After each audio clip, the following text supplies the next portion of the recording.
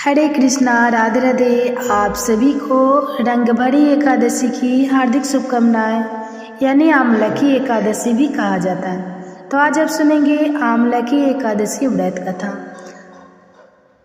प्राचीन काल की बात है जब माता पार्वती ने घोर तपस्या कर भगवान शिव को अपने पति रूप में प्राप्त किया। अनेक युगों की कठिन तपस्या के बाद भगवान शिव ने प्रसन्न होकर पार्वती जी को स्वीकार किया और उनका विवाह विधि पूर्वक हिमालय राज के घर संपन्न हुआ। किंतु विवाह के पश्चात माता पार्वती अपने पिता के घर में ही रही और भगवान शिव ने अपने धाम नहीं ले गए। समय बीत गया और देवी पार्वती के गृह प्रवेश का शुभ अवसर निकट आया।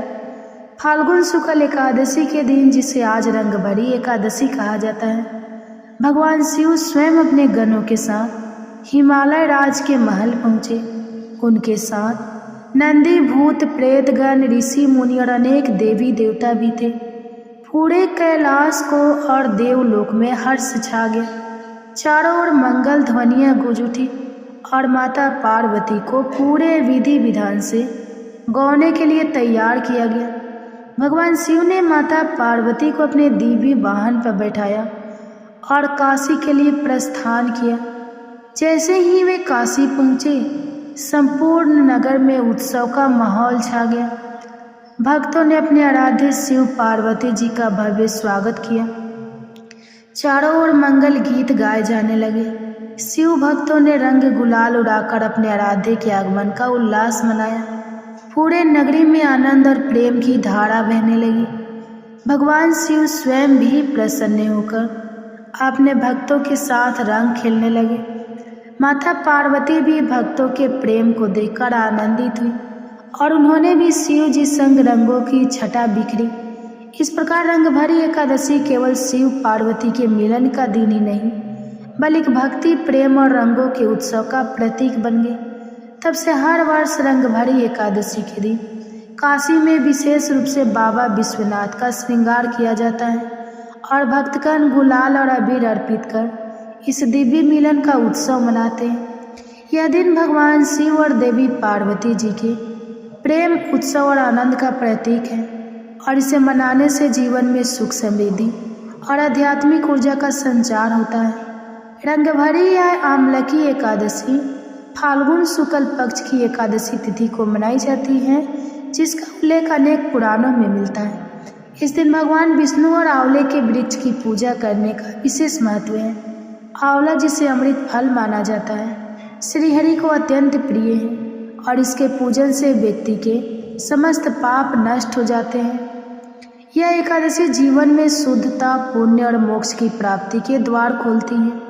इसे रंगभरी एकादशी भी कहते हैं क्योंकि यह होली के पूर्व आता है और भक्त इस दिन उल्लासपूर्वक भगवान का पूजन कर रंगों का उत्सव मनाते हैं। इस दिन व्रत और दान का विशेष फल मिलता है, जिससे मनुष्य संसारिक बंधनों से मुक्त होकर प्रभु के चरणों में स्थान प्राप्त करते हैं। ऐसा ही एक दिव्य प्रसंग महाभारत काल में घटित हुआ, जब धर्मराज युधिष्ठिर ने भगवान श्री कृष्ण से इस एकादशी का महत्व जानने की इच्छा प्रकट की।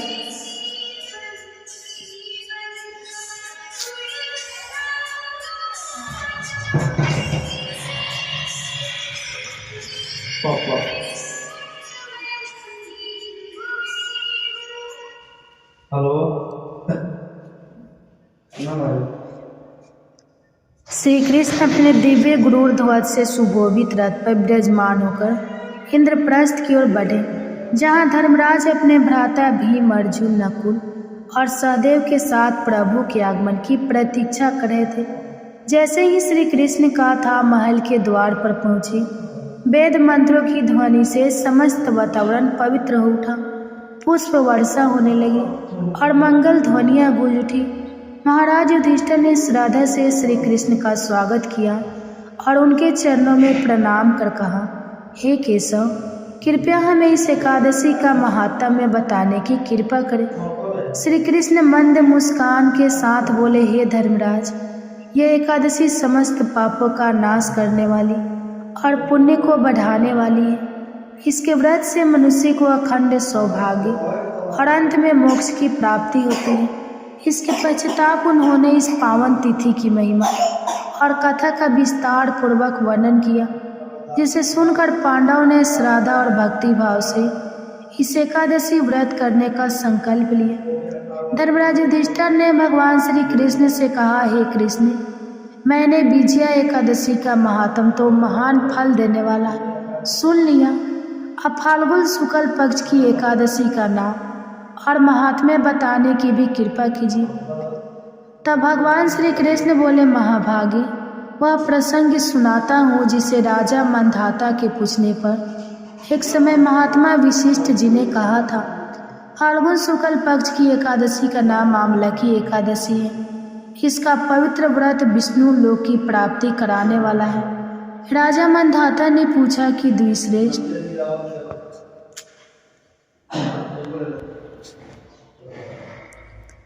आमलकी जब उत्पन्न हुई मुझे बताइए।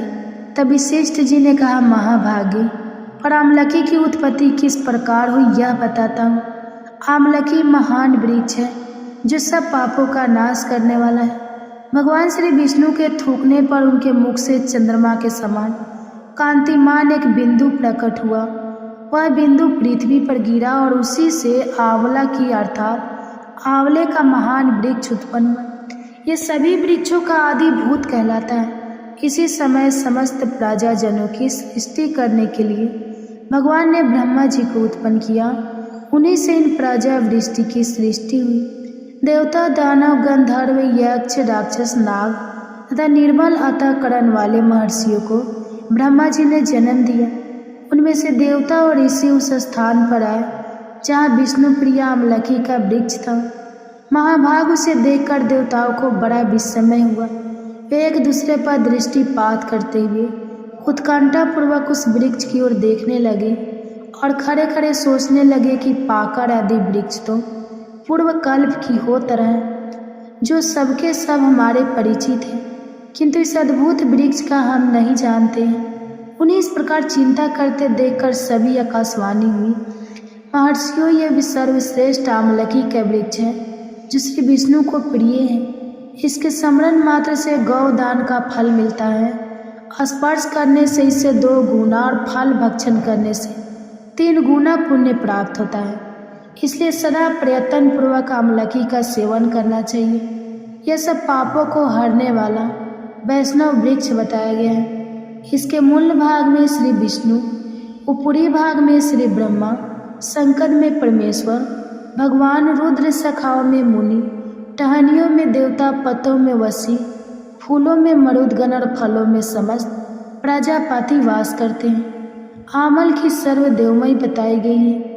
ये है तो सब है। ऋषि बोले, अव्यक्त स्वरूप से बोलने वाले महापुरुष, हम लोग आपको क्या समझे? आप कौन हैं? देवता है या कोई और? हमें ठीक ठीक बताइए। आकाशवाणी हुई जो संपूर्ण भूतों के कर्ता और समस्त भुवन के श्रेष्ठा है, जिन्हें विद्वान पुरुष भी कठिन से देख पाते हैं, वही सनातन विष्णु है। मैं हूँ देवाधिदेव भगवान विष्णु का कथन सुनकर उन ब्रह्मा कुमार महर्षियों के नेत्र आश्चर्य से चकित हो उठे। उन्हें बड़ा विस्मय हुआ। वे आदि अंत रहित भगवान की स्तुति करने लगे। ऋषि बोले, संपूर्ण भूतों के आत्मभूत आत्मा एवं परमात्मा को नमस्कार है। अपनी महिमा से कभी च्युति ना होने वाले अच्युत के नित्य प्रणाम।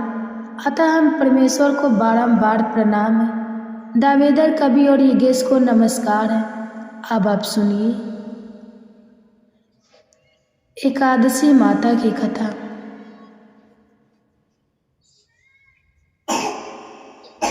एक बुढ़िया माई तुलसी जी को सींचती थी और कहती थी, हे तुलसी माता, सत की दाता, मैं तेरा बिरला सींचती हूँ।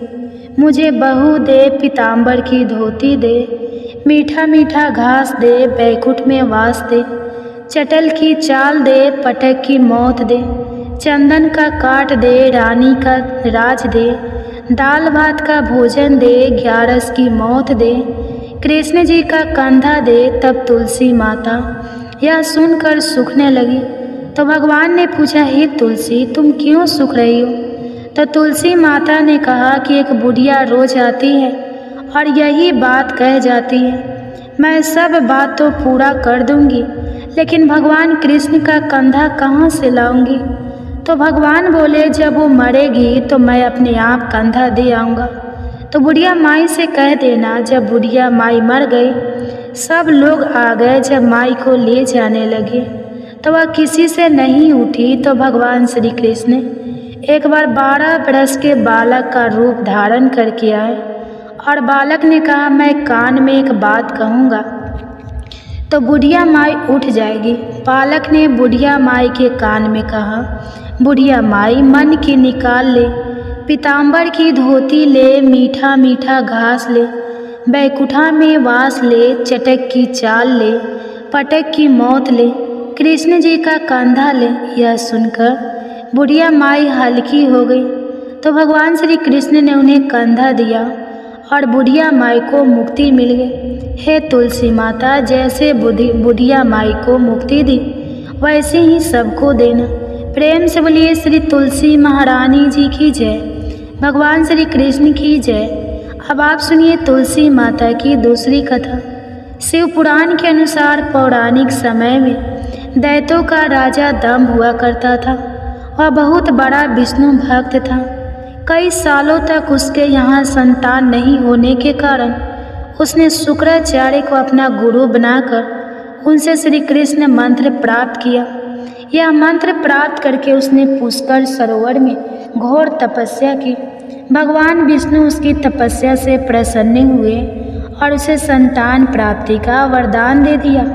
भगवान विष्णु के वरदान से राजा दंभ के यहाँ एक पुत्र ने जन्म लिया। इस पुत्र का नाम शंखचूड़ रखा गया। बड़ा होकर शंखचूड़ ने ब्रह्मा जी को प्रसन्न करने के लिए पुष्कर में घोर तपस्या की। तपस्या से प्रसन्न होकर ब्रह्मा जी ने उसे वरदान मांगने को कहा। तब शंखचूड़ ने वरदान मांगा कि वह हमेशा अजर अमर रहे, वह कोई भी देवता उसे नहीं मार पाए। ब्रह्मा जी ने उसे यह वरदान दे दिया और कहा कि वह बद्री वन जाकर धर्मध्वज की पुत्री तुलसी जो तपस्या कर रही है उससे विवाह कर ले। शंखचूड़ ने वैसा ही किया और तुलसी के साथ विवाह के बाद सुखपूर्वक रहने लगा। उसने अपने बल से देवताओं, असुरों, दानवों, राक्षसों, गंधर्वों, नागों, किन्नरों, मनुष्य तथा त्रिलोकी के सभी प्राणियों पर विजय प्राप्त कर ली। वह भगवान श्री कृष्ण का परम भक्त था। शंखचूड़ के अत्याचारों से सभी देवता परेशान होकर ब्रह्मा जी के पास गए और ब्रह्मा जी उन्हें भगवान विष्णु के पास ले गए।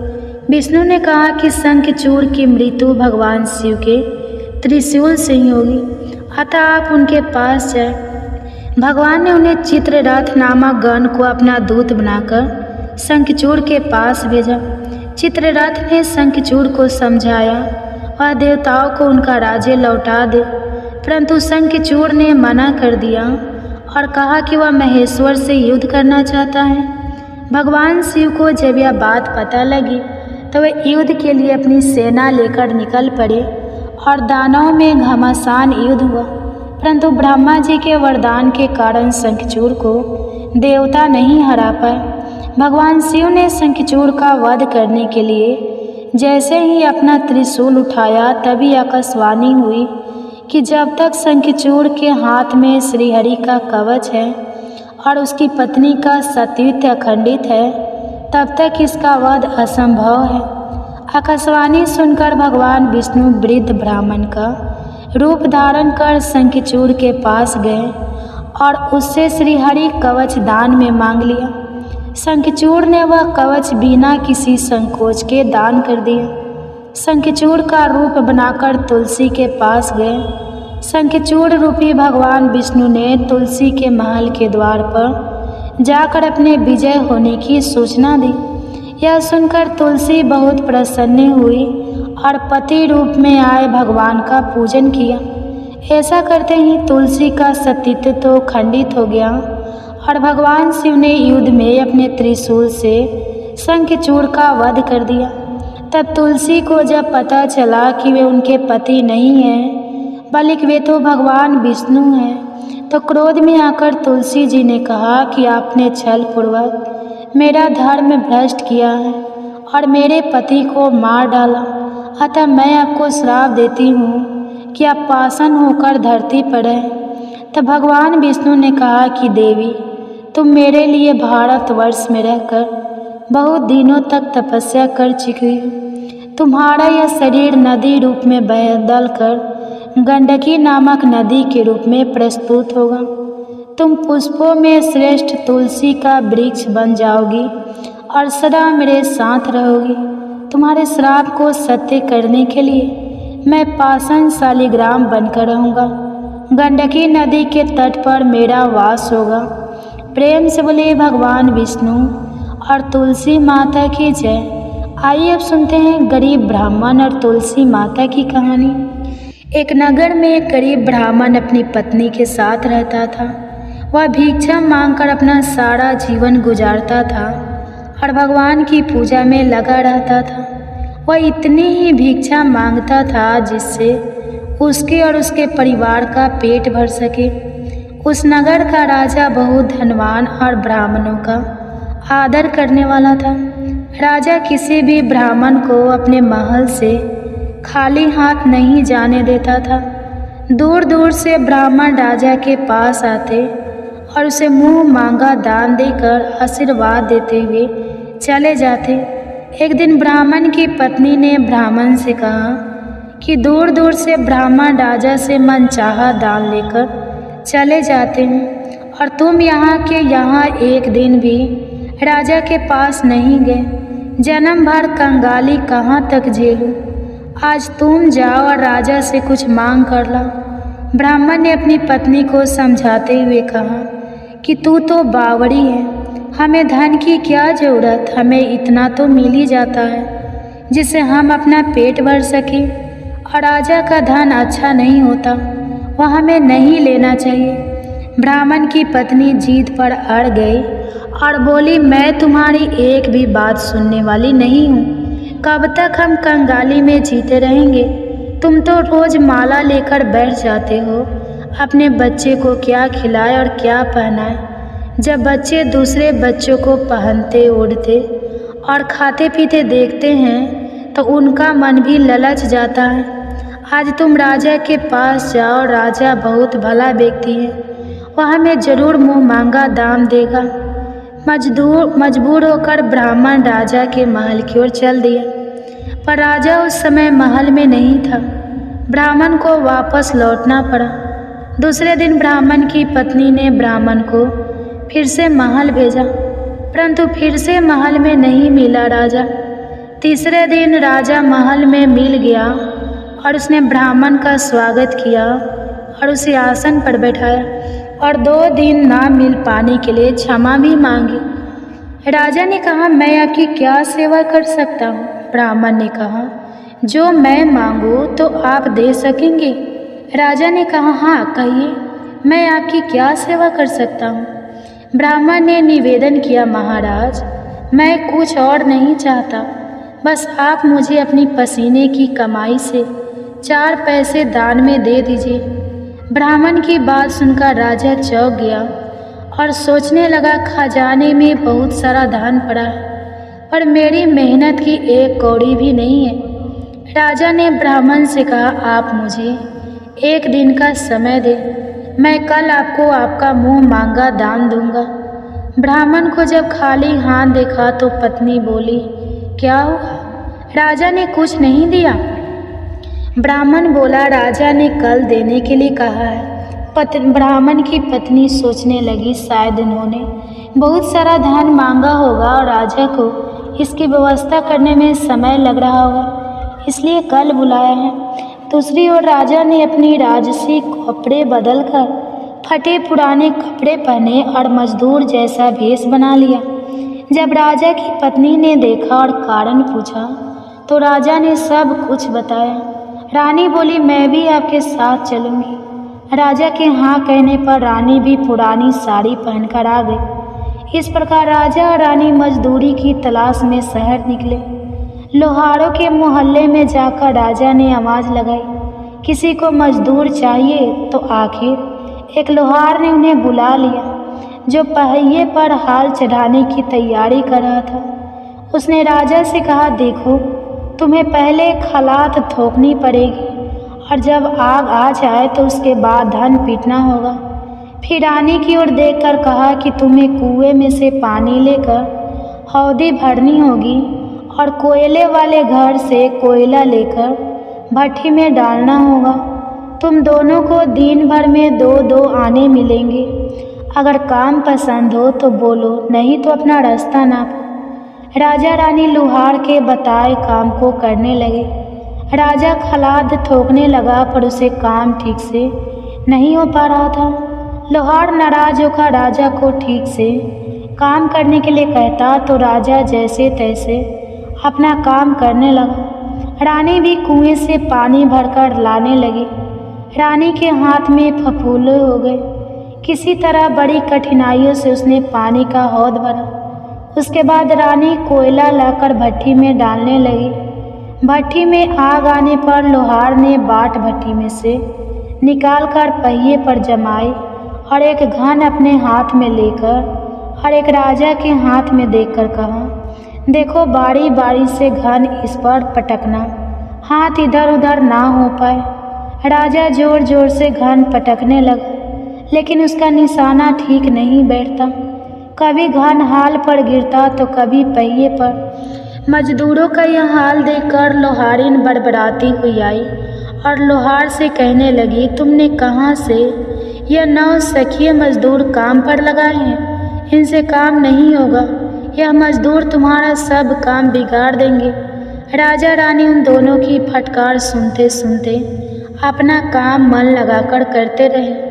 घान पटकते पटकते राजा का शरीर पसीने से तर हो गया और जोर जोर से सांसें चलने लगी। रानी भी पानी भरते भरते और कोयला झोंकते झोंकते थक कर चूर हो गई। दोनों ने पूरे दिन बहुत मेहनत की। लोहार ने राजा रानी को 2-2 पैसे दिए, जिसे वह बड़ी खुशी से लेकर महल आ गए। आज उन्हें पता लगा कि मेहनत की कमाई कैसी होती है। राजा ने 4 पैसे अलग रख दिए और अगले दिन ब्राह्मण को बुलाकर उसे दे दिए। ब्राह्मण राजा को आशीर्वाद देकर घर लौटा और ब्राह्मणी से कहा, लो, मैं राजा के हाथ से दक्षिणा ले आया हूँ। ब्राह्मणी खुश होकर दौड़ती हुई आई और जब उसने 4 पैसे देखे तो वह ठिठक कर रह गई और उन्हें दूर फेंक दिया। वह जल भूनकर ब्राह्मण से बोली, तुम जैसे दरिद्र से राजा के यहाँ जाकर भी कुछ ना मांगा गया, शर्म भी नहीं आती? यह कहकर वह रूठ कर चली गई और बहुत देर तक बड़बड़ करती रही। ब्राह्मण ने उन 4 पैसों को उठाकर तुलसी घर के पास रख दिया और सोचा जब ब्राह्मणी शांत हो जाएगी तो ज़रूरत पड़ने पर उठा लेगी। परंतु कई दिनों तक पैसे वहीं रखे रहे और फूल बेलपत्र ऊपर से गिरकर मिट्टी में दब गए। ब्राह्मण और ब्राह्मणी दोनों ही उन सिक्कों के बारे में भूल गए। कुछ दिनों बाद तुलसी घर में 4 पौधे उगे। चारों पौधे बहुत सुंदर थे। यह देखकर ब्राह्मणी रोज उनमें पानी डालती। 4 महीने बाद वह पौधे बड़े हो गए और उनमें फूल लगने लगे। फूल सूखने पर इनमें मोती झरने लगे। ब्राह्मण और ब्राह्मणी ने कभी मोती नहीं देखे थे। वह समझे कि कोई बीज है। हर रोज कई फूल झरते और बहुत मोती पूरे तुलसी घर में बिखर जाते। ब्राह्मणी उन मोतियों को समेटकर घर के कोने में डाल देती। इस तरह वहाँ मोतियों का ढेर लग गया। एक दिन एक सब्जी वाली आए। ब्राह्मणी को सब्जी लेनी थी पर उसके पास पैसे नहीं थे। उसने सब्जी वाली से कहा, क्या तुम इन चमकदार चीज़ों के बदले सब्जी दे सकती हो? सब्जी वाली ने देखा तो वह पहचान गई कि यह तो मोती है। उसने खुशी खुशी ब्राह्मणों को उन मोतियों के बदले उसके मन पसंदी सब्जी दे दी। अब से हर रोज ऐसा होने लगा। ब्राह्मण और सब्जी वाली दोनों खुश थे। सब्जी वाली यह सोचकर खुश थी कि मुझे 1 पैसे की तरकारी के बदले हजारों का माल मिलता है, और ब्राह्मणी यह सोचकर खुश थी कि इन चीज़ों के बदले सब्जी मिल जाती है। इस प्रकार कई महीने बीत गए। इधर राजमहल में कोई राजहंस थे तो मोती चुगते थे। राजा का यह नियम था, जब राजहंस मोती चुग लेते थे इसके बाद ही राजा और उनका परिवार भोजन करता था। एक समय बाद राजा का सारा धन उन मोतियों और दान देने में खर्च हो गया। अब राजा को मोती खरीदने के पैसे तक नहीं बचे। यह खबर पूरे नगर में फैल गई। ब्राह्मण और ब्राह्मणी को जब यह बात पता चला तो उन्होंने यही विचार किया कि राजा बहुत दानी और नेक दिल है। उसने अपना सब कुछ दान कर दिया, यहाँ तक कि शायद उनके पास खाने को भी कुछ नहीं है। ऐसे हालत में हमें उन लोगों की सहायता करनी चाहिए। तो ब्राह्मण ने कहा, अगर तू कहे तो इसमें से कुछ बीज राजा को दे दूँ। तो ब्राह्मणी कहती है, इसे सब्जी और खाने की चीज़ें मिल जाती है। ब्राह्मणी ने कहा, हाँ, मैं रोज़ इसके बदले सौदा लिया करती हूँ। ऐसा कहकर ब्राह्मणी एक टोकरी बीज भर लाई। ब्राह्मण राजा के पास पहुँचा और उसे वह मोती दिए और राजा को सारी बात बताई। राजा उन मोतियों को देखकर चौंक गया। उसने मोती राजहंस को दिए। राजहंस उन्हें चुगने लगा। यह देखकर राजा ने ब्राह्मण से कहा, एक एक मोती सैकड़ों रुपयों का है। सच बताए, आपके पास इतने मोती आए कहाँ से? ब्राह्मण बोला, महाराज, ऐसे तो हमारे घर पर बहुत है। राजा को पूरी बात बताई। राजा अपने मंत्रियों के साथ ब्राह्मण के घर पहुँचे और उन चारों पेड़ों को देखा। पूछताछ में उन सिक्कों वाली बात सामने आ गई। जब पेड़ों को देखा तो उनकी जड़ के पास वही सिक्के चिपके हुए थे। आज ब्राह्मण और ब्राह्मणी को मालूम हुआ कि उनके पास लाखों करोड़ों की दौलत है, जिसे वह साधारण बीज समझते थे। ब्राह्मण ने सोचा कि मेरे लिए यह धन किस काम का। ऐसा सोचकर ब्राह्मण ने सारे मोती राजा को दान में दे दिए। राजा की आंखें खुल गई। मेहनत के धन की कीमत उन्हें मालूम पड़ गई। उस दिन राजा ने प्रण कर लिया कि मैं खजाने के पैसों से एक भी पैसा अपने खर्च में नहीं लाऊंगा। अपना खर्च मेहनत करके चलाऊंगा। खजाने और ब्राह्मण के दान से राजा ने जनता के हित में कई धर्म कार्य शुरू किए। तुलसी माता की कथा समाप्त होती है। प्रेम से बोलिए, माँ तुलसी जी की जय। आइए अब माता तुलसी की दूसरी कथा को सुनते हैं। इस कथा को सुनने से एकादशी के व्रत का संपूर्ण फल मिल जाता है। किसी समय एक कुटुंब में ननद तथा भाभी साथ साथ रहती थी। ननद का विवाह अभी नहीं हुआ था। वह तुलसी के पौधे की बहुत सेवा किया करती थी, लेकिन उसकी भाभी को यह सब बिल्कुल भी पसंद नहीं था।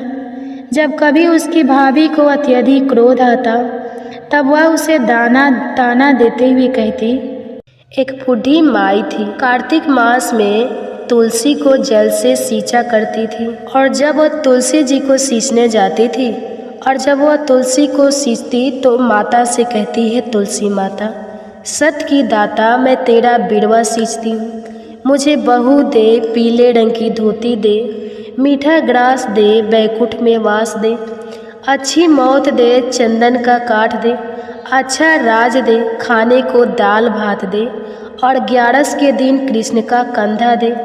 बूढ़ी माई की यह बात सुनकर तुलसी माता धीरे धीरे सूखने लगी।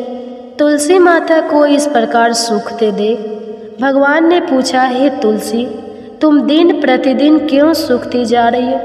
तब तुलसी माता ने कहा, बस मेरे मन की मत पूछो। प्रभु भगवान कहने लगे, मैं नहीं पूछूंगा तो कौन पूछेगा? तब तुलसी माता कहने लगी, हे कृष्ण, एक बूढ़ी माई आती है और अपनी बात कहकर चली जाती है। मैं उसकी सारी बातें को पूरी कर दूंगी, लेकिन कृष्ण का कंधा कहाँ से लाऊंगी? तब भगवान कृष्ण कहने लगे कि अगर वह मरेगी तो अपने आप ही मैं कंधा देने आ जाऊंगा। तुम बूढ़ी माई से यह बात कह देना। इसके बाद बहुत दिनों के बाद वह बूढ़ी माई मर गई। बूढ़ी माई के मरने पर सारा गांव इकट्ठा हो गया और उनका अंतिम संस्कार आने पर उसे उठाने लगे, लेकिन वह बहुत भारी हो गई, जिससे उनकी अर्थी टस से मस नहीं हुई।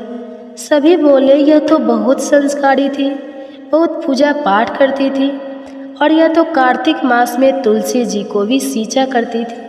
इसने तो कोई पाप नहीं किया, फिर ये इतनी भारी कैसे हो गई? सभी आपस में चर्चा करने लगे। तभी एक बूढ़े ब्राह्मण के वेश में भगवान कृष्ण वहाँ आए और कहने लगे, अरे भाइयों, यह भीड़ कैसी है? तब गांव वाले बोले कि एक बूढ़ी माई मर गई है और वह इतनी पापनी थी कि उनकी तो अर्थी उठाए नहीं उठ रही, बहुत भारी हो गई है। पूरा जीवन तो उन्होंने बड़ा पूजा पाठ किया। तब भगवान कहने लगे कि मुझे इनके कान में कुछ कह लेने दो, फिर यह उठ जाएंगी। भगवान बूढ़ी माई के पास गए और उनके कान में कहा, माई, तू अपने मन की कर ले, पीताम्बर की धोती ले, मीठा मीठा ग्रास ले, बैकुंठ में वास ले, चटक की चाल ले, चंदन का काठ ले, झालर की झंकार ले, दाल भात को जमीन ले, और ले श्री कृष्ण का कंधा भी ले। भगवान की बातें सुनते ही बूढ़ी माई तो तुरंत हल्की हो गई। तब भगवान स्वयं उन्हें अपने कंधे पर ले गए और इस प्रकार बूढ़ी माई को मुक्ति मिल गई और वह बैकुंठ लोक को चली गई। हे तुलसी माता, जैसे आपने उन बूढ़ी माई की मुक्ति करी, वैसे ही हम सबकी करना। जैसे भगवान ने उन्हें कंधा दिया, वैसा ही हमें भी देना। सभी प्रेम से बोलिए, तुलसी माता की जय, श्री कृष्ण भगवान की जय। अब सुनिए तुलसी माता के पूर्व जन्म की कथा। तुलसी माता से जुड़ी एक कथा बहुत प्रचलित है। श्रीमद् देवी भागवत पुराण में भी इनके अवतरण की दिव्य लीला कथा बताई गई है। एक बार भगवान शिव ने अपने तेज को समुद्र में फेंक दिया। उससे एक महा तेजस्वी बालक ने जन्म लिया। यह बालक आगे चलकर जलंधर के नाम से पराक्रमी दैत्य राजा बना और इसकी राजधानी का नाम जलंधर नगरी था। दैत्यराज काल नेमी की कन्या वृंदा का विवाह जलंधर से हुआ। जलंधर महाराज था। अपनी सतह के मध्य से चूर उसने माँ लक्ष्मी जी को पाने की कामना से युद्ध किया, परंतु समुद्र से ही उत्पन्न होने के कारण माता लक्ष्मी ने उसे अपने भाई के रूप में स्वीकार किया। तब देवताओं से युद्ध में पराजित होकर जलंधर देवी पार्वती जी को पाने की लालसा से कैलाश पर्वत पर गया। भगवान देवाधिदेव शिव जी का ही रूप धरकर वह माता पार्वती जी के समीप गया, परंतु माता ने अपने योग बल से उसे तुरंत पहचान लिया और वह वहाँ से अंतर्ध्यान हो गई। तब देवी पार्वती ने क्रुद्ध होकर सारा वृत्तांत भगवान विष्णु को सुनाया। जलंधर की पत्नी वृंदा अत्यंत पतिव्रता स्त्री थी। उसी के पतिव्रत धर्म की शक्ति से जलंधर ना तो मारा जाता था और ना ही पराजित होता था। इसलिए जलंधर का नाश करने के लिए वृंदा के पतिव्रत धर्म को भंग करना बहुत जरूरी थी। इसी कारण भगवान विष्णु ऋषि का वेश धारण कर वन में जा पहुँचे, जहाँ वृंदा अकेली भ्रमण कर रही थी। भगवान के साथ दो मायावी राक्षस भी थे, जिन्हें देखकर वृंदा भयभीत हो गई। ऋषि ने वृंदा के सामने क्षण भर में दोनों को भस्म कर दिया। उनकी शक्ति देखकर वृंदा ने कैलाश पर्वत पर महादेव के साथ युद्ध कर रहे अपने पति जलंधर के विषय में पूछा। तब ऋषि बने भगवान विष्णु ने अपनी माया से दो वानर प्रकट किए। एक वानर के हाथ में जलंधर का सिर था तथा दूसरे के हाथ में धड़। अपने पति की यह दुर्दशा देखकर वृंदा मूर्छित होकर गिर पड़ी। होश में आने पर उन्होंने ऋषि रूपी भगवान से विनती की कि हे उसके पति को जीवित करें। तब भगवान ने अपनी माया से पुनः जलंधर का सिर धड़ से जोड़ दिया, परंतु स्वयं भी वह उसी शरीर में प्रवेश कर गए। वृंदा को इस छल का जरा भी आभास नहीं हुआ और जलंधर बने भगवान के साथ वृंदा पतिव्रता का व्यवहार करने लगी, जिससे उसका सतीत्व भंग हो गया। और सतीत्व भंग होते ही उधर जलंधर कैलाश पर्वत पर महादेव के साथ युद्ध कर रहे जलंधर का वध हो गया। भगवान शिव ने जलंधर का वध कर दिया और इस सारी लीला का जब वृंदा को पता चला तो उसने क्रुद्ध होकर भगवान विष्णु को शीला होने का श्राप दे डाला और स्वयं सती हो गई। जहाँ वृंदा भस्म हुई वहाँ राख पर तुलसी का पौधा हो गया। तब भगवान विष्णु ने वृंदा से कहा, हे वृंदा, तुम अपने सतीत्व के कारण मुझे लक्ष्मी से भी अधिक प्रिय हो गई हो। अब तुम तुलसी के रूप में सदा मेरे साथ रहोगी। जो मनुष्य मेरी शालिग्राम रूप के साथ तुलसी जी का विवाह करेगा उसे इस लोक और परलोक में विपुल यश प्राप्त होगा। जिस घर में तुलसी होती है वहाँ यम के दूत भी असमय नहीं आ सकते। गंगा और नर्मदा जी के जल में स्नान तथा तुलसी जी का पूजन बराबर माना जाता है। चाहे मनुष्य कितना भी पापी क्यों न हो, मृत्यु के समय जिसके प्राण मंजरी रही तुलसी और गंगा जल मुख में रखकर निकल जाते हैं, वह पापों से मुक्त होकर बैकुंठ धाम को प्राप्त होता है। जो मनुष्य तुलसी और आंवला की छाया में अपने पितरों का श्राद्ध करता है, उसके पितर भी मोक्ष को प्राप्त हो जाते हैं और अर्ध गति से मुक्ति हो जाती है। सभी प्रेम से बोलिए, पतित पावनी तुलसी मैया की जय। एक बार किसी गांव में किसान रहता था। वह हर दिन मंदिर जाता और तुलसी माता की पूजा किया करता था। वह तुलसी माता से रोज प्रार्थना करता कि हे तुलसी माता, मेरे आनंद करना। तुलसी माता ने एक दिन सोचा कि यह किसान बहुत सीधा साधा है, एक तो गरीब है, फिर भी हर दिन समय निकालकर मेरी पूजा किया करता है। मैं इसके लिए कुछ न कुछ करना चाहती हूँ। यह सोचकर तुलसी माता ने एक छोटी कन्या का रूप धरा और किसान के रास्ते पर जाकर बैठ गई और फिर उस किसान से कहने लगी कि मैं भी तुम्हारे घर चलना चाहती हूँ, मेरा कोई नहीं है। किसान ने सोचा, घर पर तो मेरी 6 बेटियाँ पहले से ही हैं, अब 7 लड़कियों का मैं पेट कैसे भरूंगा, कैसे उनका लालन पोषण करूंगा और कैसे इनका विवाह करूंगा। मेरे पास तो कुछ भी नहीं है। यह सोचकर वह किसान बहुत परेशान हो गया। मारे दुख के उसको आजकल कुछ भी अच्छा नहीं लग रहा था, यहाँ तक कि उसको खाना खाने का भी मन नहीं कर रहा था। उसे इस तरह परेशान देखकर उसकी पत्नी बोली कि क्या बात है, आजकल बहुत दुखी रहने लगे हो। तब वह किसान बोला, क्या बताऊँ, मैं मंदिर जाता हूँ, वहाँ पर एक छोटी सी कन्या बैठी हुई है और वह रोज़ कहती है कि मैं भी तुम्हारे घर चलूँगी। अब तुम ही बताओ भला, घर पर तो हमारी 6 बेटियाँ पहले से ही हैं, अब 7वीं को लाकर मैं कैसे उसका पेट भरूँगा, कैसे गुजारा होगा। किसान की पत्नी बोली, अरे इसमें परेशान होने की इतनी क्या बात है, अगर वह आ रही है तो आने दो। जैसे हमारी यह 6 बेटियां रहती हैं वैसी वह भी रह लेगी। तब किसान बोला, अरे हम उसका विवाह कैसे कराएंगे, कैसे इतने बड़े परिवार का गुजारा होगा। किसान की पत्नी ने उसे समझाते हुए कहा, अरे यह तो कोई भी बात नहीं, कोई मुश्किल ही नहीं। जैसे हम अपनी 6 लड़कियों की शादी करवाएंगे वैसे ही 7वीं की भी करवा देंगे। अपनी 7वीं लड़कियों का विवाह साथ साथ करवा देंगे। अब किसान को अपनी पत्नी की बात सही लगी, उसका मन थोड़ा हल्का हुआ। अगले दिन जब वह मंदिर गया तो वह कन्या उसे फिर से मंदिर की सीढ़ियों पर बैठी दिखाई दी और फिर से उसने अपनी बात दोहराई कि मैं आपके घर चलूँ क्या।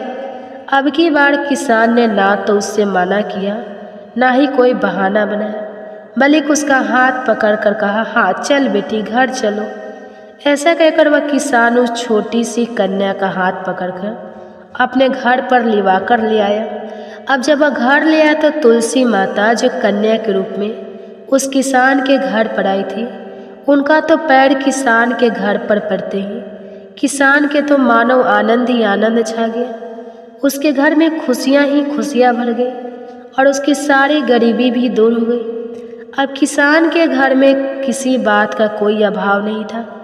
धीरे धीरे समय बीता और किसान की वह सभी कन्याएं विवाह के लायक हो गई। जब वह किसान अपनी बेटिया की शादी के लिए वर ढूंढने के लिए जाने लगा तो सबसे छोटी कन्या ने कहा कि पिताजी, मेरे लिए तो शालिग्राम जी के मंदिर में जाकर शालिग्राम जी को ही लेकर आना और उनसे कहना कि वह बारात लेकर आए मुझसे विवाह करने के लिए। और पिताजी, मेरी बाकी 6 बहनों के लिए आप अपनी इच्छा से वर ढूंढ लेना।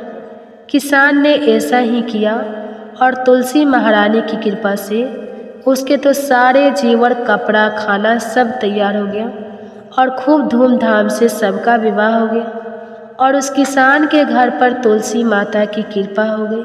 हे तुलसी माता, जैसे आपने उस किसान के घर पर कृपा की वैसे ही सब पर करना और वैसे ही आनंद और खुशियाँ सबको देना। कथा को कहते, सुनते और हुंकार भरते सभी भक्तों के घर पर अपनी कृपा दृष्टि बनाए रखना, सभी के दुख दूर करना। तुलसी के पास दिया जलाने से क्या होता है? प्रिय भक्तों, सनातन हिंदू धर्म में तुलसी के पौधे का महत्व सबसे अधिक है। इसकी सबसे पहले पूजा भगवान विष्णु जी ने की थी। श्री हरि कहते हैं किस प्रकार देवी लक्ष्मी से बैकुंठ को ऐश्वर्य प्राप्त होता है, उसी प्रकार बैकुंठ में तुलसी के कारण ही पवित्रता प्राप्त है। पृथ्वी लोक पर जिस स्थान पर भी तुलसी का पौधा होगा, उस स्थान पर कभी बुराई का वास नहीं होगा। ऐसा स्थान सबसे अधिक पवित्र होगा। इसी कारण से हमें हमारे घर में तुलसी का पौधा अवश्य ही लगाना चाहिए। तुलसी के पास दीपक जलाने से क्या होता है? आइए जानते हैं इस प्राचीन महान कथा के माध्यम से जो भगवान श्री कृष्ण ने देवी सत्यभामा को सुनाई। दोस्तों, एक समय की बात है, देवी सत्यभामा भगवान श्री कृष्ण के पास आकर उनसे पूछने लगी, हे स्वामी, आपने मुझे तुलसी के पौधे को जल देने का महात्म सुना दिया है, लेकिन तुलसी के पास दीपक जलाने का क्या महात्म्य है? रोज शाम को तुलसी के पास दीपक क्यों जलाया जाता है? इससे मनुष्य को कौन सा फल प्राप्त होता है? तुलसी के पास दीपक जलाने की विधि क्या है तथा दीपक लगाते समय कौन से मंत्र का उच्चारण करना चाहिए? कृपा आप मुझे विस्तार से बताइए। भगवान श्री कृष्ण कहते हैं, हे देवी, आज तुमने समस्त संसार के कल्याण की भावना से बहुत ही उत्तम प्रश्न किया है।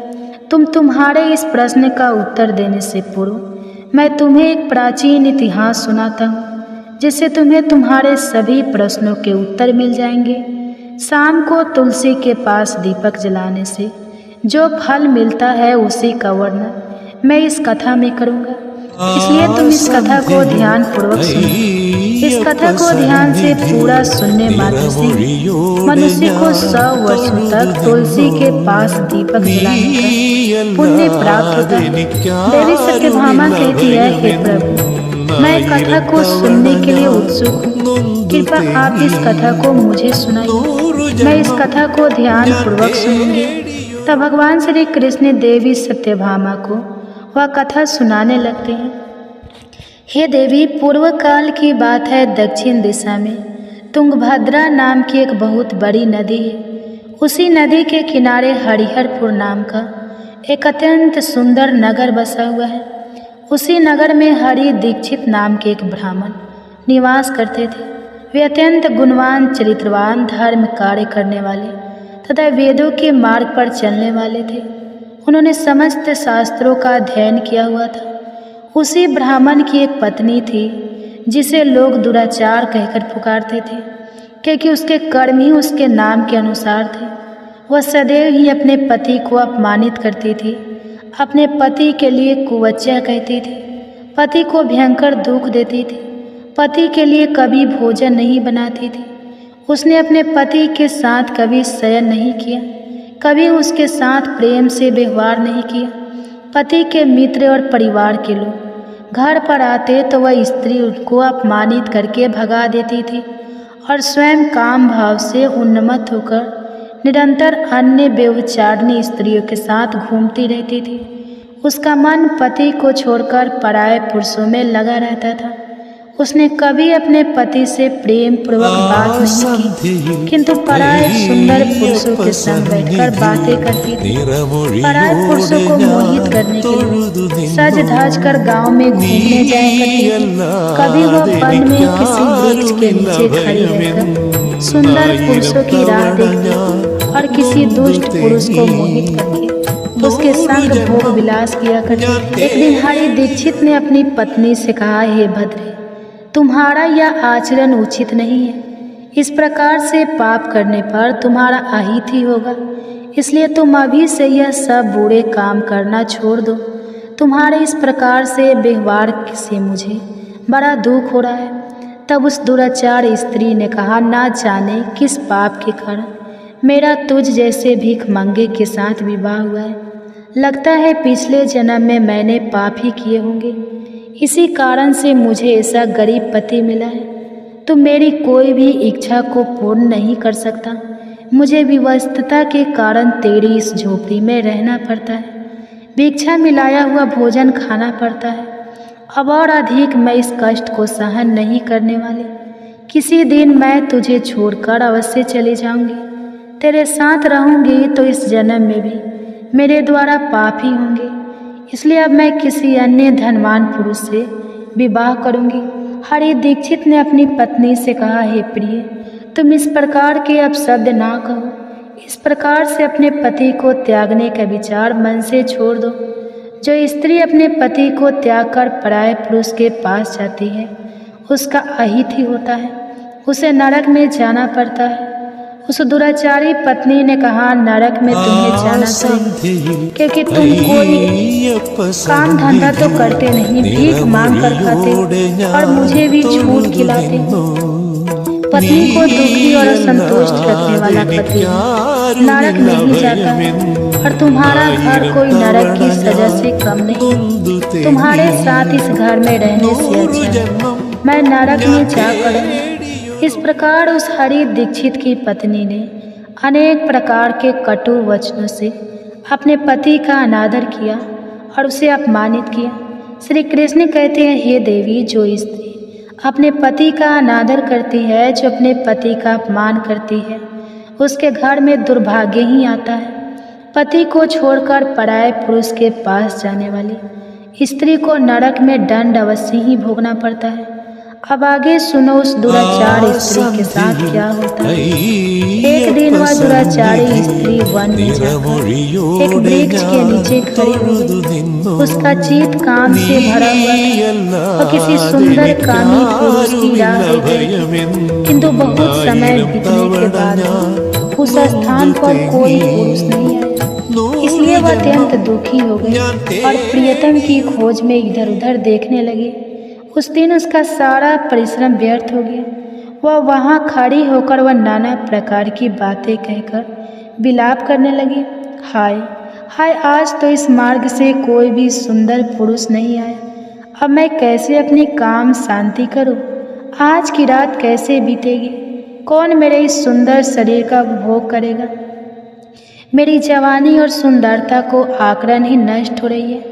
कोई भी सुंदर शरीर को पाने की कामना नहीं करता। अब मैं कहाँ जाऊँ? कौन मुझे अपनाए? कौन मेरे साथ भोग विलास करेगा? मेरा पति तो मूर्ख है, किंतु अब ऐसा लगता है कि संसार ही मूर्ख पुरुषों से भरा पड़ा है। कोई भी इतनी सुंदर स्त्री को पाने की कामना नहीं कर रहा है। मैं तो इतनी सुंदर हूँ कि देवता भी मुझे पाने की इच्छा करेंगे, लेकिन यह संसार तो पापी और तुच्छ पुरुषों से भरा पड़ा है, जो मुझे अप्सरा जैसी सुंदर स्त्री दुर्लक्ष कर रहा है। हे भगवान, कोई सुंदर बलवान और पराक्रमी नर हो तो उसे मेरे पास भेजिए। चाहे वह मेरा भक्षण ही कर लेगा तो भी मैं प्रसन्नता से उसका आलिंगन कर लूंगी। भगवान श्री कृष्ण कहते हैं, हे देवी, इस प्रकार से वह स्त्री जोर जोर से विलाप करने लगी। उसी जंगल में एक भयानक बाघ निवास करता था। उस पापनी स्त्री की आवाज़ सुनकर वह जाग गया और उलझ कर उस स्त्री का भक्षण करने के लिए उसके पास आ गया। उस बाघ का नाम था धवंस। धवंस का रूप अत्यंत भयानक था। उसका शरीर काले और नारंगी धारियों से युक्त था, जो जंगल की छाया में घुल मिल जाता था।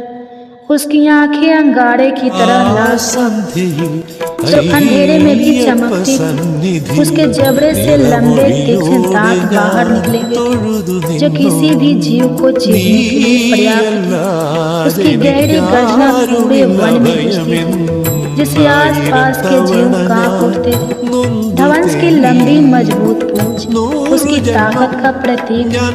वह अपनी मांसल बलिष्ठ टांगों से जंगल में तेजी से दौड़ सकता था। धवंस का पूरा शरीर शक्तिशाली मांसपेशियों से भरा हुआ था, जिसे वह एक ही झपटा में अपने शिकार को धराशायी कर सकता था। उसकी नाक से बार बार गर्म सांसें निकलती, मानो वह हर पल अपने अगले शिकार की तलाश में हो।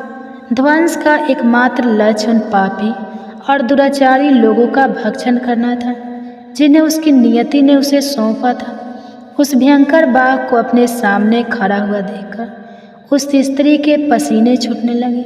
वह भय से थर थर काँपने लगी।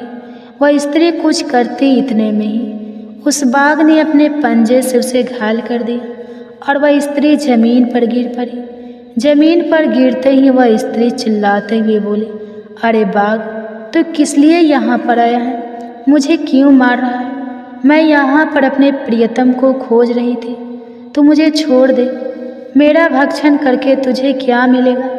उस स्त्री की बात सुनकर वह भयानक बाघ क्षण भर के लिए रुक गया और हंसते हुए बोला, हे दुष्टा, आज विधाता ने मुझे मेरा ग्रास नियुक्त किया है, तो जैसी पापनी स्त्रियों का भक्षण करना ही मेरा काम है, तभी मुझे इस शरीर से मुक्ति मिलेगी।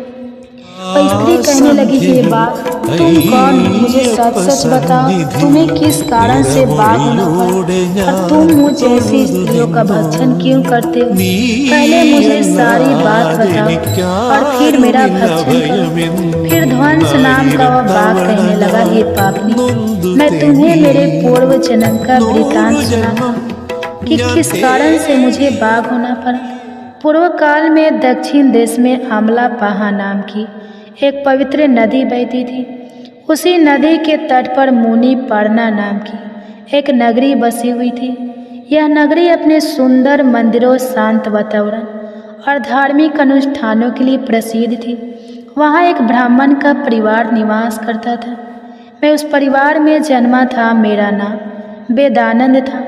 मेरे पिता एक आदर्श ब्राह्मण थे जो यज्ञ, हवन और धार्मिक अनुष्ठानों का पालन करते थे। उस बाघ ने आगे कहा, हे स्त्री, मैंने अपनी किशोरावस्था में वेदों का अध्ययन किया और यज्ञ आदि धार्मिक कार्यों में पारंगत हुई। लेकिन जैसे जैसे मैं बड़ा हुआ, मेरे मन में धन का लोभ बढ़ता गया। अनेक यज्ञों का आयोजन किया, लेकिन वे यज्ञ धार्मिक उद्देश्य नहीं बल्कि धन सह के थे।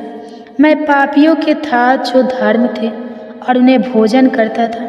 मैंने धन के लोभ में उनके अन्य कार्यों का समर्थन भी किया।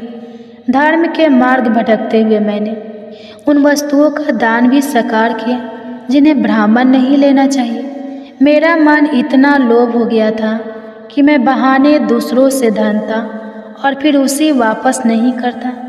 मैंने अनेक प्रकार के छल कपट किए और इस प्रकार पाप करते हुए कई वर्ष बीत गए। समय के साथ मेरा शरीर कमजोर हो गया, बाल सफेद हो गए, आंखें धुंधली हो गई और मुंह के दांत गिरे। परंतु धन का लोभ अब भी मेरे मन से नहीं गया और मैं पाप करता रहा। उस बाघ ने अपने दुख भरे स्वर में आगे कहा, एक दिन धन के लालच में मैं फिर से नदी के किनारे गया। वहाँ मैंने अन्य धूर्त ब्राह्मणों के साथ मिलकर लोगों को ठगा। हम सभी ने झूठे मंत्रों का उच्चारण किया और बिना विधि विधान के ही देवी देवताओं का पूजन किया। इसका उद्देश्य के केवल अधिक से अधिक धन दान में प्राप्त करना था। हमने लोगों को धर्म के नाम पर धोखा दिया। उस दिन मैंने काफ़ी धन एकत्र किया, लेकिन उसी समय मेरे साथ एक भयानक घटना घटी। मैं उसी दिन नदी के तट पर बैठा हुआ था। तभी एक बीमार और भटकता हुआ कुत्ता मेरे पास आया। मैंने उसे दुत्कार कर भगा दिया, लेकिन वह क्रोध में आकर मेरे पैर में काट बैठा। मैं मूर्छित होकर वहीं गिर पड़ा। उसी क्षण मेरे प्राण निकल गए। मेरी मृत्यु के बाद यम के दूत प्रकट हुए। वे काले और भयानक रूप वाले थे और उनके हाथों में जंजीर थी। उन्होंने मुझे पकड़ लिया और यमपुरी की ओर ले गए। यमपुरी में मुझे यमराज के सामने खड़ा किया। यमराज ने अपने दिव्य सिंहासन से चित्रगुप्त को आदेश दिया वे मेरे कर्मों का लेखा जोखा प्रस्तुत करें। चित्रगुप्त ने बड़े ही गंभीर स्वर में कहा, हे धर्मराज, यह ब्राह्मण जिसका नाम वेदानंद था, इसने अपने जीवन में घोर पाप किए हैं। इसने धर्म के नाम पर लोगों को ठगा, झूठे मंत्रों का उच्चारण कर यज्ञ किए और भगवान का अपमान किया। यह धन के लालच में धर्म से दूर हो गया। इसने कभी भी धर्म का पालन नहीं किया, इसलिए यह पापी ब्राह्मण नरक जाने के योग्य है। फिर यमराज ने अपने दूतों को आदेश दिया, इस पापी को नरक की अग्नि में डाल दो। या वहाँ जाकर अपने कर्म का फल भोगे। इसके बाद मुझे नरक की भयंकर अग्नि में डाल दिया गया। वर्षों तक मैंने वहाँ की यंत्रणा सहन की। मेरी आत्मा को भयंकर पीड़ा सहनी पड़ी। अनेक वर्षों की सजा के बाद मेरे पापों के कारण मुझे बाघ का शरीर प्राप्त हुआ और मैं इस दुर्गम वन में निवास करने लगा।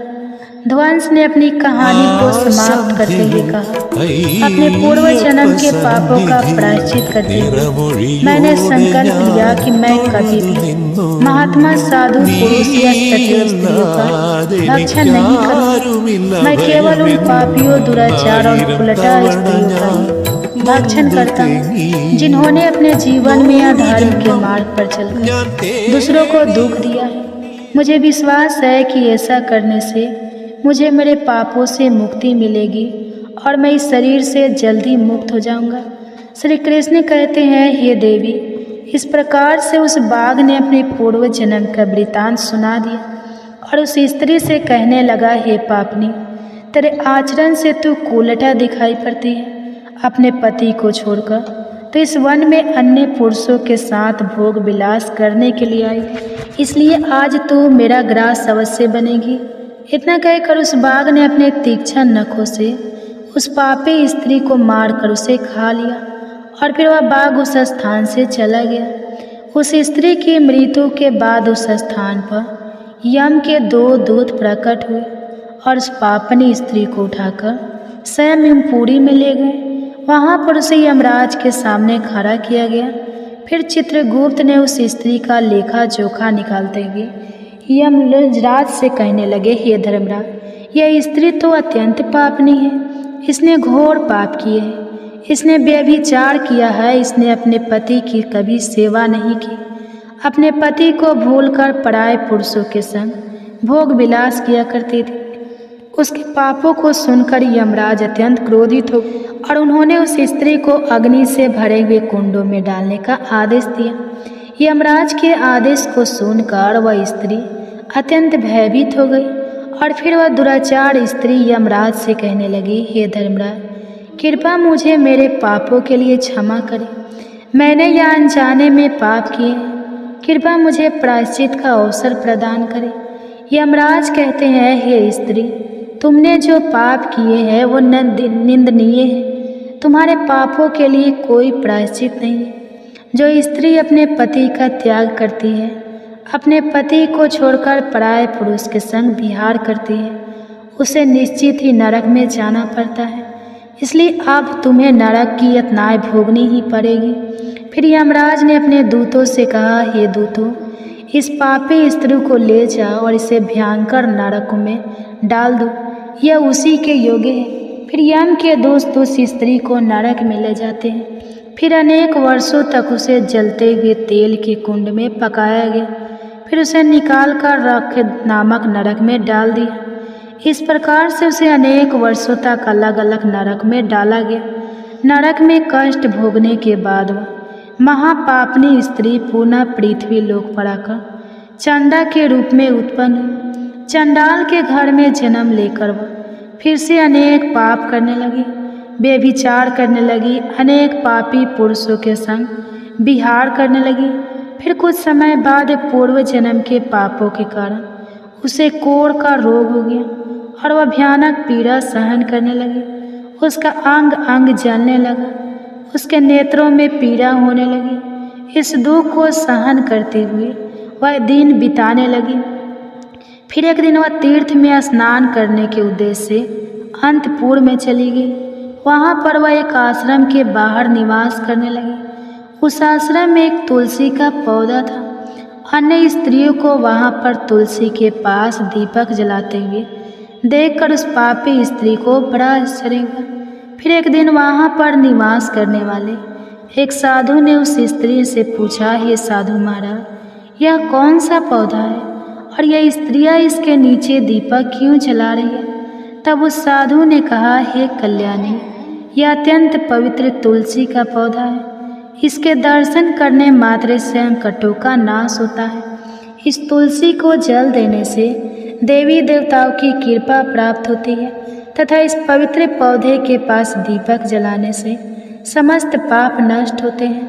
उस साधु की बात सुनकर उस स्त्री को बड़ी प्रसन्नता हुई और उसने साधु से कहा, हे साधु महाराज, यदि कोई अत्यंत पापनी स्त्री भी इसके पास दीपक जलाएगी तो उसके पाप नष्ट होंगे क्या? वह साधु कहते हैं, हे पुत्री, यह सत्य है। यदि किसी स्त्री ने घोर पाप भी किए हो तब भी उसके पाप नष्ट होते हैं। उसके सभी जन्मों के पाप भी तुलसी के पास दीपक जलाने से नष्ट होते हैं। किंतु हे पुत्री, तुम कौन हो और किस कारण से यह प्रश्न पूछ रही हो? वह स्त्री कहती है, हे साधु महाराज, मैं महापापिनी हूँ। मैंने व्यभिचार किया है तथा अनेक प्रकार के पाप किए हैं। मेरे पापों के कारण ही मेरी ऐसी दुर्दशा हुई है। कृपया मुझे पापों से मुक्ति का उपाय बताइए। साधु कहते हैं, हे पुत्री, अब से तुम नित्य इस तुलसी के पास दीपक जलाओ, तुम्हारे समस्त पाप और दोष समाप्त हो जाएंगे। उस साधु की बात सुनकर उस पापी स्त्री ने भी वही किया। उसने तुलसी के पौधे के पास एक दीपक जला दिया। इस प्रकार से वह स्त्री नित्य उसी स्थान पर तुलसी के पास दीपक जलाने लगी। फिर एक दिन वह स्त्री शाम के समय तुलसी के पास दीपक जलाने लगी तो उसी समय उसकी हृदय फटने से उसकी मृत्यु हो गई और वह वही जमीन पर पड़ी रही। फिर यमराज के 2 दूत उस स्त्री को यमलोक में ले जाने के लिए उस स्थान पर प्रकट हुए। जैसे ही यम के दूत उस पापी स्त्री को पास में बांधकर ले जाने लगे, भगवान विष्णु के 2 पार्षद उस स्थान पर प्रकट हुए। वे दिव्य पार्षद अत्यंत तेजस्वी और दिव्य आभा से युक्त थे। उनके शरीर से स्वर्णिक प्रकाश की किरणें निकल रही थी जो चारों ओर का अंधकार दूर कर देती थी। उनका रूप इतना मोहक और दिव्य था कि उन्हें देखकर किसी का भी मन श्रद्धा से भर जाता। उनके चेहरे पर शांत मुस्कान थी जो अपार करुणा और दया का प्रतीक थी। उनके वस्त्र रत्न जड़ित और रेशमी थे जो नीले और सुनहरे रंग में चमक रहे थे, मानो स्वयं बैकुंठ का सौंदर्य उनके व्यक्तित्व में समाया। उनके कानों में सुनहरे कुंडल झूल रहे थे जिनसे दिव्य संगीत की ध्वनि प्रतीत होती थी। उनके माथे पर तिलक और चमकती हुई बिंदी थी जो उनके दिव्यता का सूचक थी। वे दोनों विशाल कद और बलिष्ठ थे। उनके हाथों में दिव्य गदा थी जो न्याय और धर्म की शक्ति का प्रतीक थी। वे उस स्त्री को अपने दिव्य स्पर्श से मुक्ति का आश्वासन देने आए थे जिससे उसके सभी पाप नष्ट हो सके और उसे स्वर्ग की यात्रा का अधिकारी बना सके। उन पार्षदों ने यमराज के दूतों को रोक लिया और कहने लगे, हे यमदूतों, इस स्त्री को तुम छोड़ दो। यह स्त्री नरक जाने के योग्य नहीं है। तुम इसके आदेश से ऐसा अधर्म कर रहे हो। फिर यमदूत कहने लगे, हे पार्षदों, हम यमराज के आदेश से इस पापी स्त्री को उठाकर ले जा रहे हैं, किंतु आप हमें किस कारण से रोक रहे हो? यह स्त्री अत्यंत पापी है, इसे नरक में ले जाने की आज्ञा मिली है। यह सुनकर भगवान विष्णु के पार्षद मुस्कुराए और बोले, हे यमदूतों, तुम सत्य बोलते हो, लेकिन इस स्त्री का एक ऐसा पुण्य भी है जो इसके समस्त पापों को मिटा चुका है। क्या तुमने देखा नहीं कि इसके अपने जीवन में संध्या के समय तुलसी के समीप दीपक जलाया है? यमदूतों ने चकित होकर पूछा, हे पार्षदों, क्या केवल तुलसी के समीप दीपक जलाने से इसके समस्त पाप नष्ट हो सकते हैं? भगवान विष्णु के पार्षदों ने गहन दृष्टि से यमदूतों की ओर देखा और समझाया, तुम इस बात को नहीं समझते। यमदूतों, तुलसी भगवान विष्णु की परम प्रिय है और जो भक्त श्रद्धा और भक्ति से तुलसी के समीप दीपक जलाता है वह विष्णु की कृपा का पात्र बन जाता है। संध्या के समय दीपक जलाने का पुण्य अनंत गुना बढ़ जाता है और यह न केवल उसके पापों को नष्ट करता है बल्कि उसे स्वर्ग का अधिकारी भी बनाता है। इस स्त्री ने सच्चे मन से तुलसी का पूजन किया और दीपक प्रज्वलित किया है। इसी कारण इसके सारे पाप जलकर राख हो चुके हैं। अब यह नरक जाने के योग्य नहीं है। यमदूतों ने अपने हाथ जोड़कर कहा, हे पार्षदों, आप सत्य कह रहे हैं। हमें इसके भक्ति के बारे में जानकारी नहीं थी। यदि यह भगवान विष्णु की प्रिय भक्त है तो इसे हम कैसे नरक ले जा सकते हैं? भगवान विष्णु के पार्षदों ने मधुर स्वर में कहा, इसलिए हे यमदूतों, अब तुम लौट जाओ। इस स्त्री ने तुलसी की सेवा की है, वह उस दीपक की रोशनी में अपने सारे पापों को भस्म कर चुकी है। अब इसे विष्णु लोक में ले जाया जाएगा, जहाँ इसका स्वागत होगा। यह अब स्वर्ग की अधिकारी बन चुकी है। पार्षदों की बात सुनकर उन यमदूतों ने उस स्त्री को उसी स्थान पर छोड़ दिया और यमलोक लौट गए। वहाँ जाकर उन्होंने यमराज को सारा वृतांत सुना दिया। फिर भगवान विष्णु के पार्षद उस स्त्री को दिव्य विमान में बैठाकर स्वर्ग लोक ले गए। भगवान श्री कृष्ण कहते हैं, हे देवी सत्यभामा, इस प्रकार से तुलसी के पास केवल दीपक जलाने मात्र से ही मनुष्य के सभी पाप नष्ट हो जाते हैं। जो स्त्री नित्य शाम को तुलसी के पास दीपक जलाती है, वह सौभाग्यशाली बनती है। उसके पूर्व जन्मों के सभी पाप नष्ट हो जाते हैं। उसे सुख समृद्धि की प्राप्ति होती है। रोज तुलसी के पास दीपक जलाते समय इस मंत्र का उच्चारण करना चाहिए। ओम तुलसी देवी च विज्ञाहे विष्णु प्रिया यच धीमहि तन्नो वृंदा प्रोचोदयात्।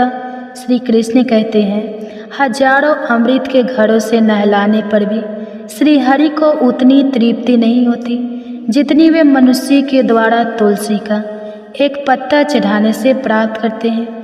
1000 गौदान से जो फल प्राप्त होता है, वही फल तुलसी पत्र के दान से पा लिया जाता है।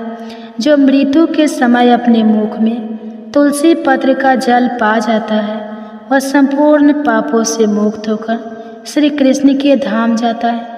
जब भक्त तुलसी के पास दीपक जलाता है, तो उसका प्रकाश में निहित ऊर्जा नकारात्मक शक्तियों को नष्ट करती है और सकारात्मकता का संचार करती है। यह आध्यात्मिकता वातावरण को शुद्ध करता है और घर में देवताओं की कृपा को आकर्षित करता है। दीपक का प्रकाश अज्ञान के अंधकार को दूर करता है और ज्ञान की ज्योति को प्रज्वलित करता है। तुलसी के पास दीपक जलाने से मनुष्य के भीतर शुद्धता और पवित्रता का भाव उत्पन्न होता है, जिससे उसकी भक्ति और ध्यान की शक्ति बढ़ती है। यह मान्यता है कि जब व्यक्ति तुलसी के पास दीपक जलाकर उसकी आरती करता है, तो भगवान विष्णु का ध्यान अधिक सरलता से प्राप्त होता है। यह साधक के मन को स्थिर और शांति की ओर ले जाता है, जिससे ध्यान में एकाग्रता बढ़ती है। तुलसी के पास दीपक जलाने का अनुष्ठान सूर्यास्त के समय करना अत्यंत शुभ माना जाता है। इस समय दीपक जलाकर तुलसी माता की आरती की जाती है और भगवान विष्णु का स्मरण किया जाता है। इसे करने से विशेष पुण्य प्राप्त होता है। प्रतिदिन संध्या समय में तुलसी के पास दीपक जलाते समय ओम नमो भगवते वासुदेवाय मंत्र का जाप करना चाहिए। यह मंत्र घर की नकारात्मकता को दूर करता है और भगवान विष्णु की कृपा प्राप्त करता है। तुलसी के पास घी या तिल के तेल का दीपक जलाना शुभ होता है। घी का दीपक अधिक पवित्र माना जाता है, लेकिन यदि संभव ना हो तो तिल के तेल का दीपक भी जलाया जा सकता है। तिल के तेल का दीपक नकारात्मक ऊर्जा होने में सहायक होता है। ऐसा कहा गया है कि जो भक्त प्रतिदिन तुलसी के पास दीपक जलाता है, उसे 7 जन्मों तक पुण्य मिलता है और वह कभी भी दरिद्रता का सामना नहीं करता। उसके घर परिवार में हमेशा सुख शांति और खुशहाली बनी रहती है। धार्मिक ग्रंथों में वर्णित है कि तुलसी के पास दीपक जलाने से प्रीत दोष, गृह दोष और काल सर्प दोष जैसी बाधाएं भी दूर हो सकती है। इस उपाय से घर में नकारात्मक ऊर्जा का नाश होता है और सकारात्मक ऊर्जा का संचार होता है। तुलसी के पास दीपक जलाने से आत्मा की शुद्धि होती है और यह जन्म जन्मांतर के पापों का नाश करता है। इससे आत्मा को शांति मिलती है और व्यक्ति को सद्बुद्धि प्राप्त होती है। यह भी कहा गया है कि यदि कोई व्यक्ति जीवन के अंतिम दिनों में तुलसी के पास दीपक जलाकर भगवान का स्मरण करता है, तो उसे मृत्यु के बाद यमदूतों का भय नहीं रहता और उसे सीधे भगवान के धाम में स्थान मिलता है। तुलसी के पास दीपक जलाने से देवी लक्ष्मी का आशीर्वाद मिलता है। जिससे उसके जीवन में कभी आर्थिक संकट नहीं आता और हमेशा समृद्धि का वास रहता है। तो दोस्तों, इस प्रकार से भगवान श्री कृष्ण ने सत्यभामा को बताया कि तुलसी के पौधे के पास दीपक जलाने का महत्व बताया है। आपको यह कथा कैसी लगी हमें कमेंट्स करके ज़रूर बताएं। अब